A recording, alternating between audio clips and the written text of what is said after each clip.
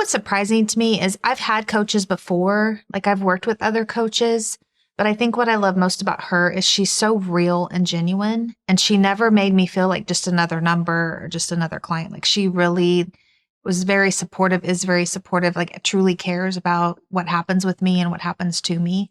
And I didn't always get that with other coaches that I worked with, but definitely got that from her from day one.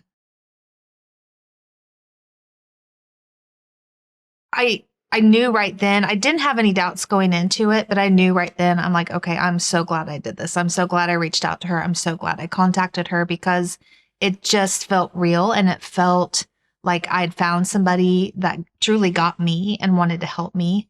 And it was exciting and just refreshing that I had found somebody like that. I'm a pretty open person and will talk about my past and like what my struggles are, but it definitely made it easier to trust in her and let my guard down, even if maybe it was up just a little bit and I really didn't truly realize it, but to know that she truly cared, like I was able just to be super vulnerable and just kind of blah, like open everything up and just kind of, go with it. For me, the reason I reached out to her to begin with is I've been an accountant for 20 some years. It's all I know how to do. And I'm kind of going through a pivot in my life where I'm wanting to reach out and do something a little different, but was scared to do that, scared to have permission to do that, scared if what other people might think of me, like, oh my gosh, she's an accountant. Why is she doing, XYZ? And so for me, giving myself the permission and hearing from Mo that it was okay to give myself permission to pivot and do something different, something that truly would make me happy and light me up. I think that was a huge breakthrough in my coaching because I kind of wanted that validation. And it was nice to have that from her. Yes, because I've struggled with self-insecurity my whole life. And so I've really worked hard on that, but there's still that little part of me that feels like I have to be like, it's okay, Amy, you can do this or you can feel this way. And so just her saying, oh my gosh, you can do whatever you want to do and you don't need anybody else's permission. Just, do what makes you happy, follow your gut. That was good. That was a great thing for me. I would say the main thing is I knew I was strong and I knew that I had the ability to stand up for myself. But especially in this last 12 weeks with her, I'm just like, you've had it in you all along. I've had glimmers of it where I felt powerful or felt stronger, but didn't truly embrace that. And just kind of the decisions I've made over the last couple weeks, I'm just like, I've got this. Like, nobody's going to stop me. You can think what you want of me. You don't have to give me permission. I'm going to do it anyway, kind of thing. That's been huge for me. It's exciting. Yeah. I'm making some big changes. And so it's at first it was a little scary, but now I'm just like, I'm ready. Like, I'm like, let's just do this. So, and I feel confident about what I want to do in my future and excited about what I want to do in my future and just I'm ready to get on it. For self-talk for me, if I feel myself getting in a negative headspace or getting down on myself, I will literally say out loud, like, stop it, Amy, that's enough. Like, knock it off. Like, you're worth more than that. You're better than that. Like, keep going. I've really kind of learned to just adjust where in the past, if something would knock me down, I'd be down for days and just beat myself up over it. And now I might be down for, hour or two. And then I'm just like, okay, get back up. You got this, and that's been huge too. Couple reasons. One, I didn't think I deserved better. I felt like life was giving me what I deserved. And two, I just didn't love myself enough to stand up for myself or to face that inner talk. So like if I was telling myself, you're worthless, you're not worth anything, like who wants you? Why are you even thinking of doing this? I would stay stuck in that because that's what I believed. And now if I feel that way, I'm like, oh, heck no, like that's not what you think anymore. Like, you're Amy, you got this. It gives me more options. It gives me clarity. I don't feel like I'm living a life that I'm just existing and going with the flow. Like I feel like I actually have control of the decisions I make every day and who I choose to be around and what I choose to do. And that's huge for me. Cause I settled a lot in my life prior. And so to just kind of own that and take control of what's best for me and what makes me feel good is, I mean, it's everything. I used to think I was a failure. I got pregnant my senior year of high school and everybody counted me out from the jump. Like, oh, she's not going to do anything with her life. Went back to school, got my master's in accountancy. You know, I can do hard things. I've fought cancer. I've been in an abusive relationship. I've left those things. So I think the biggest limiting belief for me is that I deserve the world. I deserve to be happy. I deserve to be healthy. I deserve to be happy. And for a long time, I didn't think I deserved those things. And so it did keep me stuck in situations that weren't healthy for me, that made me miserable. And so now, like, I know that I deserve those things. And so I don't stay stuck in the ick or like the past. Like, the past is gone and over, and I'm just looking forward and moving on and doing what my life purpose is, just living a good life. I would say probably for me, not feeling guilty about my emotions. I'm kind of one of those people that wear my heart on my sleeve. And if I get angry, you hear about it. If I'm sad, you hear about it. Like, and learn and giving myself the permission and the okay to, like, it's okay to have days like that, and not beat myself up about it or just be vulnerable with other people. I really try to share what I've been through, especially if I see somebody similar that's hurting or struggling with things. Like, I kind of like, hey, I've been there. I get it, but this is the other side of that.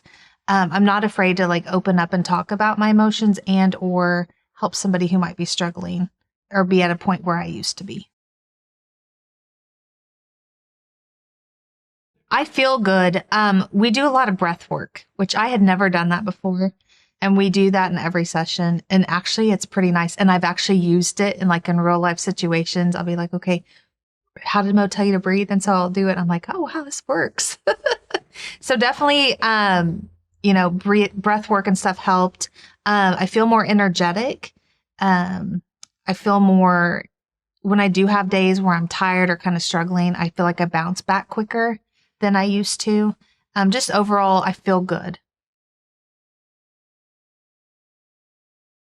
I've done it at night, like when I'm trying to wind down, because a lot of times when I go to bed, my brain is just will not shut off. And so I'll do it at night to kind of calm myself.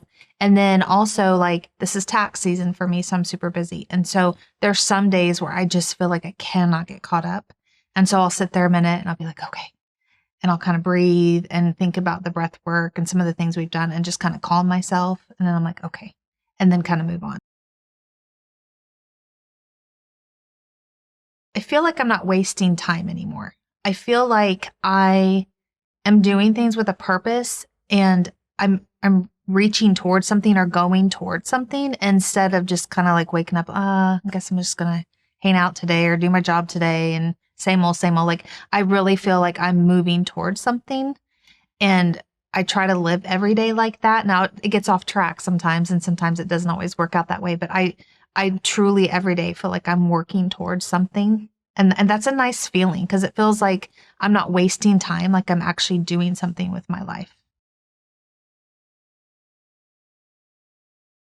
I think it's definitely a checkpoint. I feel like it's something that I can see like in the horizon and I'm getting there, but I have a ways to go. But at least I know, like, if I get to that point, then I feel like I've made the right decision and I'm doing what I need to do.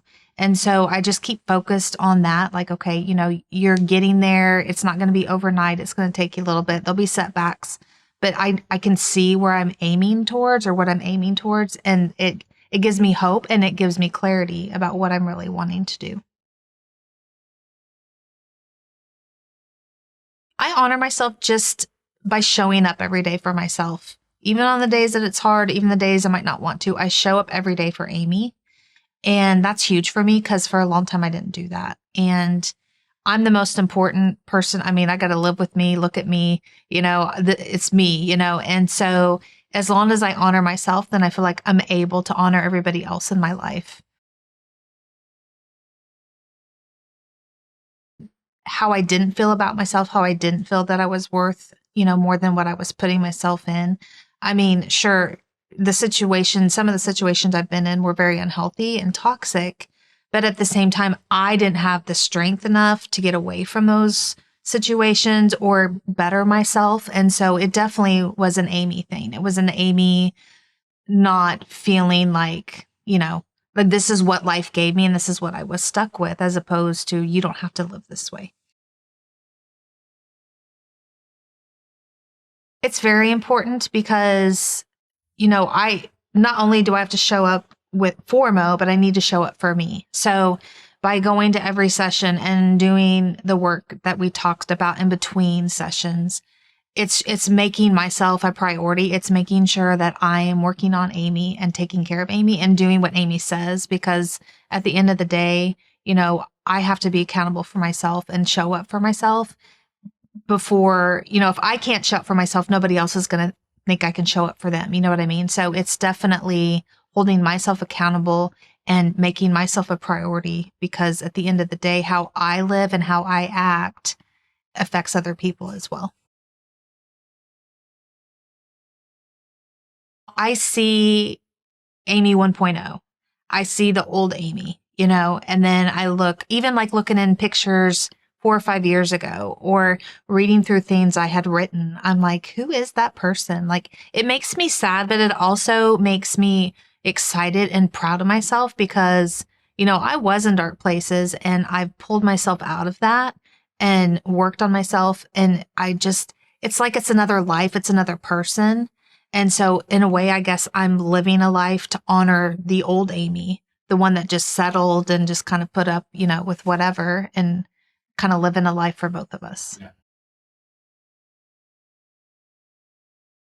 I do see when old doubts and old insecurities come up, and instead of kind of believing them or even hiding from them, I kind of acknowledge them. So I'm like, if I'm feeling insecure, feeling, less than, I'm like, okay, why do you feel that way? And kind of like think about what's making me feel that way and kind of look at it, as opposed to like, oh, it must be true because you feel that way, and then stay stuck in it. So I definitely am more aware of when I get into those feelings or those phases, to kind of look at it for what it is and try to get myself out of it, because I don't like being that way. And I know that life is not sunshine and rainbows. Like, I know I'm going to have bad days. I know I have days where I'm just not going to want to do anything or feel crappy about myself. But if I can get myself out of that mood or that feeling quicker, then I know that I've made progress.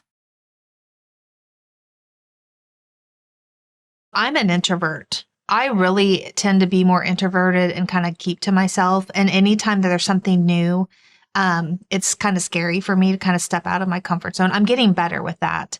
But I definitely think if I would recommend it to someone that is like me, that's more introverted, that's like, kind of wants to stay in your shell, doesn't really want to put yourself out there for other people for whatever reason. But I definitely think both. I think seeing friends go through it, and then just, if somebody were come to me and say, hey, I think this person is great fit for you, Mo's great, like she'll work with you, like it doesn't matter, like if you're extroverted, introverted, it doesn't matter, like she will see you and get you. I just think that a lot of times women and men too, but especially women, kind of put themselves last. They have kids and husbands and careers and things that they're working on. And I think it's really important that you put yourself first. And if there's things that you struggle with, that you really need to take the time to make yourself a priority, because at the end of the day, that will change so much about your life, your happiness with other people, just how you live your life with purpose. It really starts inside of you.